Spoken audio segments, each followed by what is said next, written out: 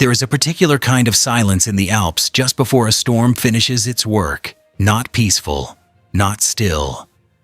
A silence that presses down, heavy, loaded, like the mountain itself is holding something back. The kind of silence that locals have learned over generations to read, to respect, to fear.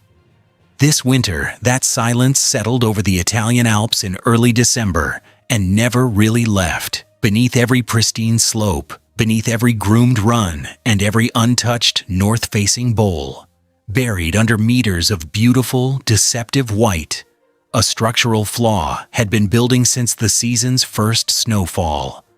Invisible, patient, and waiting for exactly the right moment to remind the world that these mountains do not belong to us. They never did. Right now, forecasters are using words they haven't reached for in over a decade. And just 200 kilometers from where the world will soon gather to celebrate the very best of winter, the Alps are in a state that no amount of sunshine or blue sky can disguise. This is the story of what's been building and why it's far from over.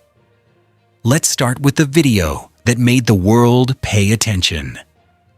The Zarata chairlift sits in the heart of one of northern Italy's most beloved ski corridors. On the day that footage was captured, conditions looked manageable. The sun was out. Skiers were moving. The mountain looked, by any casual measure, fine. What the camera caught was a slab release on a slope that had been loaded, quietly, invisibly. For weeks. Watch it again in slow motion, and you start to understand something that avalanche scientists have known for years. The most dangerous slides don't look dramatic before they release. There's no rumble, no crack across the ridge. One moment the snow is static. The next, a section the size of several football fields is accelerating downhill at speeds approaching 200 kilometers per hour. What makes this particular footage so significant isn't the size of the slide, it's the context. The chairlift was running, the resort was open. People were on the mountain, not in the backcountry, not on unmarked terrain, on a functioning operational ski area, and right beside them, the snowpack simply gave way. That is the defining image of this winter, not a dramatic wilderness rescue, not a lone mountaineer lost in a storm. A chairlift, a ski resort, a Tuesday. It tells you everything you need to know about how unusual this season has been, and how quickly the familiar can become something else entirely. To understand what's happening, you have to go beneath the surface, literally. The Italian Alps, like much of the Alpine arc this winter, have experienced a sequence of weather events that individually are unremarkable. It's the combination that has turned the snowpack into something deeply unstable. It starts with what forecasters call a persistent weak layer. Early in the season, a period of cold, clear weather allowed a fragile layer of snow crystals to form near the base of the pack. These crystals, called facets, or in their most developed form, depth hoar, are shaped almost like sugar cubes. They don't bond. They don't compress. They just sit there, hollow and loose, buried under everything that fell afterward. Then came the wind. Sustained alpine winds, sometimes exceeding 80 kilometers per hour, picked up loose surface snow and deposited it, hard, dense, compacted, on the leeward sides of ridges and bowls.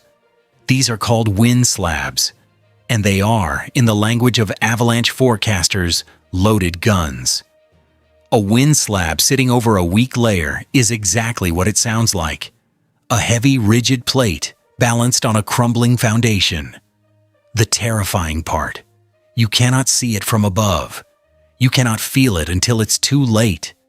Even trained forecasters with years of field experience can walk across a slope like this and detect nothing unusual, right until the moment the fracture propagates and the whole thing goes. That's the situation across hundreds of kilometers of the Italian Alps right now. Not one isolated slope, not one specific drainage. A systemic problem baked into the structure of the snowpack itself.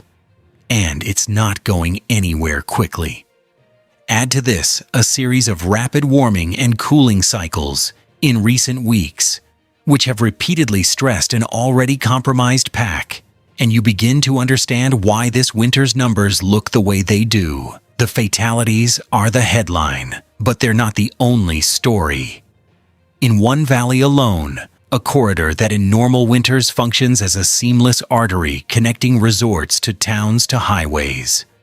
A series of slides came down within hours of each other, wiping out road access entirely.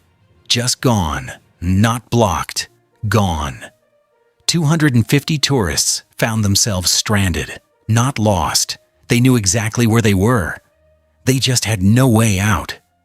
The roads beneath them had been erased by snow moving at force that no barrier was built to stop. What followed was a multi-day helicopter operation, lift after lift, in weather windows that were narrow and unpredictable. Crews worked to bring people out of the valley and move emergency supplies in.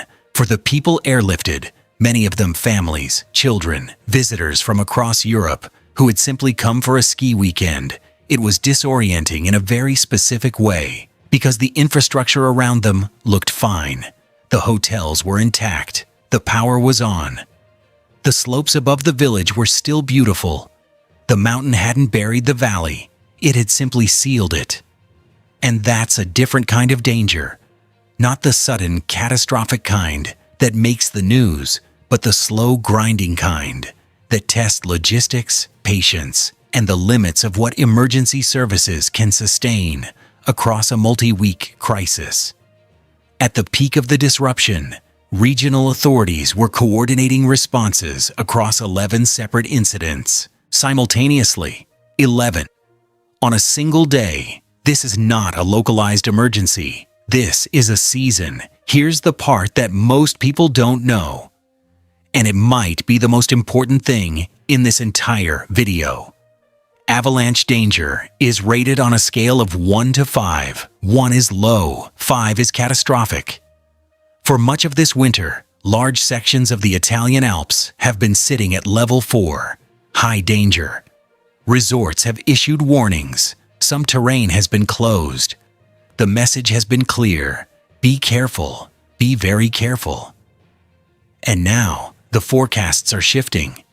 The danger is expected to drop from level 4 to level 3. You might think, good news, the worst is over, but that's not how the data works. And it's not how human behavior works either. Here's the reality. Statistically, more avalanche fatalities occur at danger level 3 than at any other level. Not 4, not 5. 3. Why? Because at level 4, people stay home. Resorts close terrain. Cautious skiers cancel their trips. The most aggressive backcountry riders think twice. The mountain gets a moment of respect. At level 3, the gates reopen. The confidence returns. The terrain that's been off limits for days suddenly looks accessible, and the snowpack that earned a level 4 rating doesn't disappear overnight. It just becomes slightly less likely to trigger spontaneously. It still fractures. It still runs. It just needs a little more encouragement. That encouragement is often a skier, a snowboarder, a splitboarder on a north-facing bowl who read the forecast, saw considerable instead of high, and decided today was the day. The weak layers that have been building in the Italian Alps all season don't vanish because the forecast number changes. They're still there. They're still capable of releasing slides that cover entire slopes in seconds. The drop in the danger rating doesn't mean the mountains are safe. It means the mountains are about to get busy again. That is the paradox. And it is.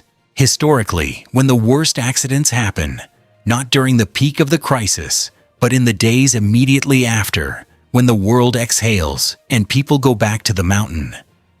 The Italian Alps have been through hard winters before. They will be again. The mountains are not broken. They're just honest. They don't perform for the camera or adjust their behavior for the calendar. They respond to physics, to pressure, to the weight of everything stacked above a fragile layer of crystals that formed back in November when nobody was paying attention. What this season has exposed is something worth sitting with: the gap between how the mountains look and what they actually are. Pristine, white, familiar. And underneath all of that, loaded. The 2026 Winter Olympics will go on. Skiers will carve perfect lines. The world will celebrate what these mountains can offer, but the snowpack doesn't know about any of that.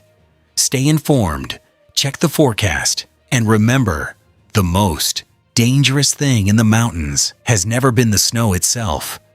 It's the assumption that you already know what it's going to do.